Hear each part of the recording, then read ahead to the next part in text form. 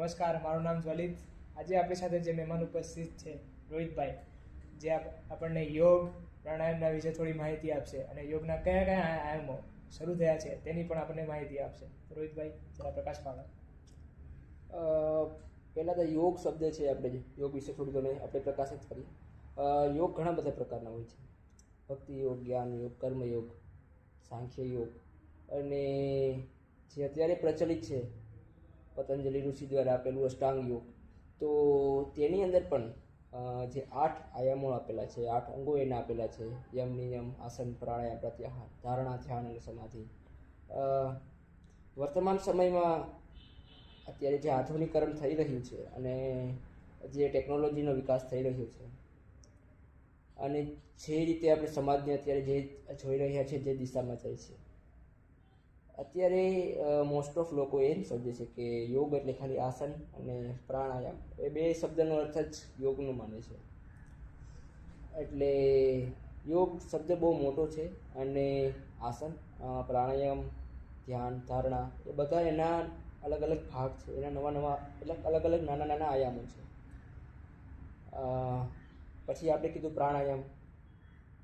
તો જે રીતે એક નદી હોય છે જે સમુદ્રમાં જઈને મળી જાય છે, એમ અલગ અલગ ઘણી બધી નદીઓ સમુદ્રમાં આવીને મળતી હોય છે. કહેવાય સમુદ્રનો જ એક ભાગ, પરંતુ એ છે સમુદ્રથી અલગ. એવી જ રીતે યોગ શબ્દની અંદર જે યોગરૂપી સમુદ્ર છે એની અંદર પ્રાણાયામ, આસનો એના એક નાના નાના ભાગ છે જે અંતે યોગ શબ્દની અંદર આવીને મળે છે. પ્રાણાયામ એક શ્વાસની પદ્ધતિ છે, શ્વાસની લયબદ્ધતાની પદ્ધતિ છે.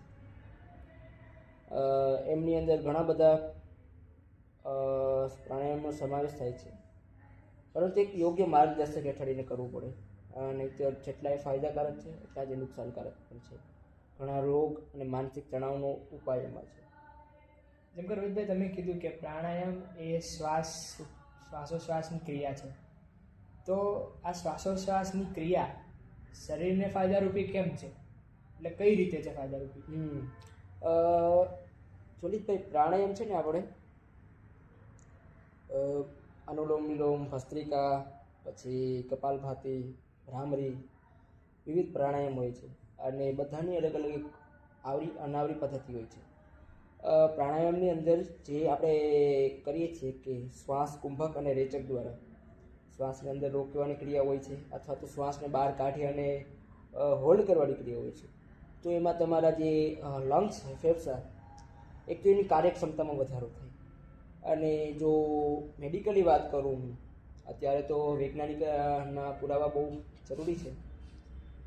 મેડિકલી વાત કરું તો લંગ્સનું કામ શું છે કે રક્તને શુદ્ધ કરવું, અને રક્તને અશુદ્ધ રક્ત આવેલું હોય છે જે હૃદય દ્વારા પંપ થઈને ફેફસામાં આવે છે, અને એક એવી ફેક્ટરી છે કે જ્યાં અશુદ્ધ રક્ત શુદ્ધ થાય છે અને હૃદય મારફતે ફરી શરીર સુધી પહોંચે છે, નવા અલગ અલગ અંગો સુધી આવે છે.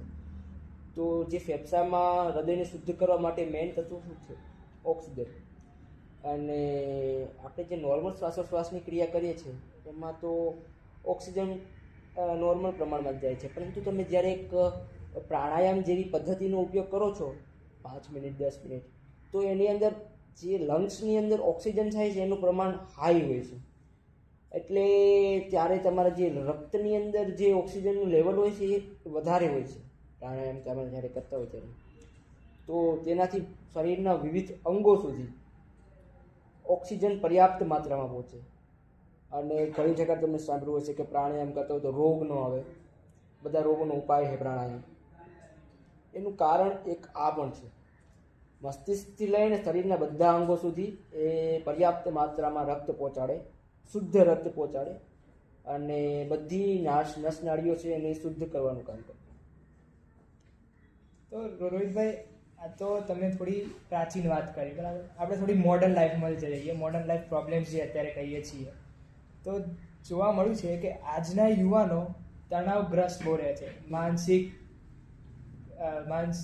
ડિપ્રેશન છે, એન્ઝાયટી છે, સ્ટ્રેસ છે, આવા રોગોથી પીડાતા હોય છે. તો યોગ દ્વારા કે એવું કંઈ તમે કોઈ માર્ગ બતાવી શકો? આ એક બેઝિક અત્યારની જે પ્રોબ્લેમ ચાલી રહી છે કે નાના નાના છોકરાઓમાં, વિદ્યાર્થીઓમાં મોસ્ટ ઓફલી જોવા મળે છે. પછી જે ઓફિસ વર્ક કરતા હોય, લેપટોપ કામ કરતા હોય અને પ્રેશરમાં આવતા હોય, મતલબ એવા કામના લોડ નીચે આવી જતા હોય, વિદ્યાર્થીઓ ભણવાના દબાણમાં આવતા હોય, એના નીચે તણાવમાં આવી જતા હોય. તો એક કોમન અત્યારે જનરેશનની થઈ ગઈ છે કે દરેક વ્યક્તિ સ્ટ્રેસમાં છે. બધાના કારણ અલગ અલગ છે પોતપોતાનું. વિદ્યાર્થીને સિલેબસનું સ્ટ્રેસ છે, કર્મચારીને પોતાના કામનું સ્ટ્રેસ છે. તો બધાનો ઉપાય યોગની અંદર લખેલો છે. પ્રાણાયામ તો મેં તમને કીધું જ છે, દરેક વ્યક્તિએ કરવા જોઈએ. એ સિવાય મેડિટેશન એ અત્યારે એક બેસ્ટ ઉપાય છે યોગનો, કે તેની અંદર તમે ઝીરો થોટ્સ એ સ્ટેટમાં તમારે જવું પડે અને 5 મિનિટ, 10 મિનિટ, 15 મિનિટ, અડધી કલાક જેટલી તમારી કેપેસિટી હોય. સ્ટાર્ટિંગમાં તો 5-10 મિનિટ ઇનફ છે, પછી ધીરે ધીરે ધીરે ધીરે કરીને તમારી કેપેસિટી વધારતી જવાની. એની અંદર તમારા શ્વાસ ઉપર ધ્યાન કેન્દ્રિત કરવાનું હોય છે. અથવા તો તમારો કોઈ આધ્યાત્મિક તમે માણસ છો તો તમે મંત્ર ચાન્ટ કરી શકો છો. એ સિવાય તમે શૂન્ય થો, ઝીરો થોટ્સમાં પણ જઈ શકો છો, કે જેની અંદર કોઈ પણ માર્ક, કોઈ પણ પ્રકારનો તમને વિચાર ન હોય. 5-10 મિનિટ માઇન્ડની એક્સરસાઇઝ કરાય, જેનાથી માઇન્ડની અંદર જે રિલેક્સેશન આવે એનાથી તણાવ અને એન્ઝાયટીમાં ખૂબ ફાયદો કરે છે. તો મારું માનવું એવું છે કે ધ્યાન અત્યારે જે બેસ્ટ ઉપાય છે મેડિટેશન. તો રોહિતભાઈ, આ પોડકાસ્ટના માધ્યમથી તમે એવો કંઈ સુઝાવ આપી શકો આજના યુવાનોને કે જે એમને ફાયદારૂપ થાય? બધાએ યોગ કરવું, બધા યોગ કરો, આસન કરવું, પ્રાણાયામ કરવું, નવા નવા. અને યુવાનોનું શરીર તો એકદમ લચીલું હોય છે. અત્યારે તો જે ફાસ્ટ ફૂડ ને ખાય છે એ ખૂબ અયોગ્ય છે અને એવું ન ખાવું જોઈએ. કારણ કે તેમાં જે પચાવવા માટે શરીરને ઉર્જાનો વાપરવી પડે છે એ રોગગ્રસ્ત કરે છે, પછી મેદસ્વીતાનો વધારો કરે છે, એટલે એમાંથી પોષણ પૂરતું મળતું નથી. ફેટી થઈ જાય છે છોકરાઓ, એ ગોલ મોટોર બની જાય છે. તો એ શરીર માટે અને સ્વાસ્થ્ય માટે હાનિકારક છે, ન કરવું જોઈએ. બધાએ આસન કરવું, સવારે બ્રહ્મ મુહૂર્તમાં ઉઠી પ્રાણાયામ કરવા, બની શકે બને એટલી ઘડી દિવસનું 1.5 કલાકથી 1 કલાક જેટલો સમય ફાળવવો યોગાસન માટે, પ્રાણાયામ માટે, ધ્યાન માટે. રોહિતભાઈ, એક પ્રશ્ન છે મારો. ઘણા લોકો એવું કહે છે કે પાણી આટલી માત્રામાં પીવું, બરાબર, પણ આયુર્વેદના પ્રમાણે કેટલી માત્રામાં પાણી પીવું જોઈએ? નહીં, એમાં પાણીની કોઈ માત્રા નિશ્ચિત નથી હોતી. બધાના પોતપોતાના શરીર અનુસાર પોતપોતાની અલગ અલગ કેપેસિટી હોય છે. તો પોતાની કેપેસિટી માપી, પોતાની કેપેસિટી જોઈ અને જે પ્રમાણે તમને તરસ લાગે એ પ્રમાણે પાણી પીવું જોઈએ. અને મોર્નિંગમાં ઉઠીને તરત એક આપણા નિયમ છે કે મોર્નિંગમાં ઉઠી અને તરત તમારે તાંબાના લોટામાં જે રાખેલું પાણી હોય છે, રાતે તમારે ભરી રાખેલું, એ પાણી પીવાથી એ ખૂબ ગુણકારી હોય છે. અને બાકી પૂરા દિવસમાં કોઈ એવા નિયમ નથી હોતા, તમારે તરસ અનુસાર તમે પાણી પી શકો છો. એવું ફરજિયાત નહીં હોતું, પણ હાઇડ્રેટ રાખવાનું બોડીને. આપણે જે અષ્ટાંગ યોગના જે 8 નિયમો છે એમાં કોઈ પણ 2 નિયમો તમે થોડું પ્રકાશ પાડો ને. જે રીતે મેં શરૂઆતમાં જ કીધું કે અષ્ટાંગ યોગના જે યોગ સૂત્ર છે અત્યારે જે પ્રચલિત છે એમાં આસન અને પ્રાણાયામ મોસ્ટ ઓફ લોકો બધા એ જ જાણતા હોય છે. ઘણા લોકો મેડિટેશન તરફ અત્યારે વળી રહ્યા છે, ધ્યાન તરફ અત્યારે દોરાઈ રહ્યા છે. તો આસનોની અંદર અલગ અલગ પોસ્ચર હોય છે. ઉદાહરણ તરીકે ચક્રાસન, શીર્ષાસન, પશ્ચિમોત્તાનાસન, મયુરાસન, તો એવા તાળાસન, વૃક્ષાસન, એવા ઘણા બધા આસનો હોય છે અને પોસ્ચર તમારે લેવાનો હોય છે. એનાથી શું થાય કે તમારું શરીર લચીલું બને, સ્ટ્રોંગ બને. સ્નાયુઓમાં જે રક્ત છે, રક્ત પરિભ્રમણ, રુધિરાભિસરણ તંત્ર છે એ સુવ્યવસ્થિત કામ કરે અને તમારા શરીરમાં અકળામણ અને માનસિક તણાવ, દુખાવો, એમાં ઘણું બધું રાહત મળે. તો આસન બધાએ કરવા જોઈએ અને એમાં ઘણા બધા નિયમો હોય છે. તેથી એમને ક્યારેય કોઈ દી ન કરાય, યોગ્ય માર્ગદર્શકના હેઠળ જ કરાય તો વધારે સારું. અને બીજા નંબરમાં વાત કરું તો પ્રાણાયામ બધા લોકો કરી શકે ને બધાએ કરવા જોઈએ, ફરજિયાત કરવા જોઈએ. કારણ કે અત્યારની જે પોલ્યુશન ભરેલી આ કુદરતમાં જે એર પોલ્યુશન છે આપણે કહીએ, અને જે રીતે રોગો થઈ રહ્યા છે, બીપી, અસ્થમા, દમ, તો એનું એક બેસ્ટ જે ટ્રીટમેન્ટ છે પ્રાણાયામ. બસ જે માણસ ડેઈલી પ્રાણાયામ કરતો હશે 99% રોગને તો અહીંયા જ માની નાખશે. એટલે આસન અને પ્રાણાયામ જરૂરથી કરવા જોઈએ. અને પ્રાણાયામ તો લગભગ બધા લોકો કરી શકે છે, બધા ઉંમરના લોકો કરી શકે છે, તો એ તો ફરજિયાત બધે કરવું જોઈએ. ધારો કે ઘરડા માણસો હોય તેમને આપણે જોતા હોઈએ કે ઘૂંટણની તકલીફ અને એમની આવી શારીરિક તકલીફો રહેતી હોય છે, તો એ લોકો માટે યોગ કરવું. એટલે આપણે આસનની અંદર એવું છે ચલિતભાઈ, પ્રાણાયામ, ધ્યાન, મેડિટેશન, એ તો એમાં કોઈ વય નડતી નથી. ગમે એ વયના વ્યક્તિ હોય, બાળકથી લઈ યુવા, વૃદ્ધ, બધા લોકો કરી શકે છે. પરંતુ આસનમાં ઘણા બધા નિયમો હોય છે, તો એ નિયમોનું પાલન કરીને તમે કરી શકો છો. કોઈ ઘણા પ્રકારના રોગ પણ હોય છે, તો યોગ્ય માર્ગદર્શન લઈ અને પછી કરવું જોઈએ. ઘણાને ઘૂંટણના દુખાવા હોય છે અને હાડકાની તકલીફ હોય છે. વૃદ્ધોમાં વધારે જોવા મળે છે ઘૂંટણનો દુખાવો, આ તે બધું. તો એના માટે એક યોગ્ય ગાઈડ તમારા સાથે હોવો જરૂરી છે, કારણ કે આસનના ઘણા બધા પ્રકાર હોય છે અને એ પ્રમાણે જ કરવા જોઈએ, લયબદ્ધતા સાથે.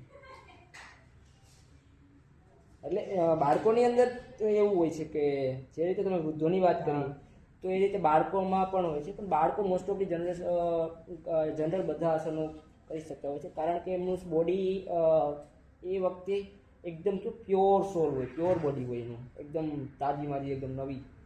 તો એના માટે કોઈ પણ પ્રકારનું રિસ્ટ્રિક્શન નથી. પરંતુ હા, એક જ તમે તમારી રીતે ઓલું કરશો તો એ તમને નુકસાનકારક રહેશે. તમારે યોગ્ય માર્ગદર્શન હેઠળ થવું જોઈએ. તો રોહિતભાઈ, આપણે યોગ કરવાનો કોઈ ચોક્કસ સમય કે એવું કંઈ, કેમ કે અમુક લોકોની ભ્રમણા હોય છે કે જમ્યા પછી કરવું સારું, અન્ય એવી, અને શું ખોરાક લેવો જોઈએ એ લોકો? એમના યોગના નિયમો છે આસનના. તમે જમીને ક્યારેય ન કરી શકો. એના માટે એક અમુક આસનોની છૂટ આપેલી છે કે જમીને તમે કરી શકો. વજ્રાસન તમે જમીને જ કરવાનું હોય છે, એટલે એથી તમારી પાચન શક્તિમાં વધારો થાય છે. પરંતુ જમીને ક્યારેય આસન કરવા વર્જિત હોય છે, પ્રાણાયામ પણ વર્જિત હોય છે.